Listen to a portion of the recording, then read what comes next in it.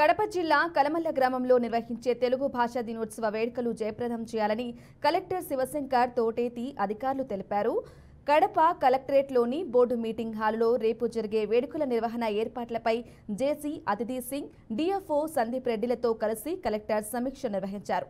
కలమల్ల గ్రామంలోని శివాలయం, ఆంజనేయ స్వామి ఆలయాల ప్రాంగణంలో లభ్యమైన తొలి తెలుగు శాసనాలను ప్రాచీన తెలుగు భాష వారసత్వ సంపదగా భావిస్తారన్నారు. తెలుగు జాతి ఔన్నత్యాన్ని నలుదిశలా వ్యాపింపచేసే ఉద్దేశంతో అదే ప్రాంతంలో తెలుగు భాషా దినోత్సవం వేడుకలను జిల్లా యంత్రాంగం అత్యంత ఘనంగా నిర్వహిస్తుందన్నారు.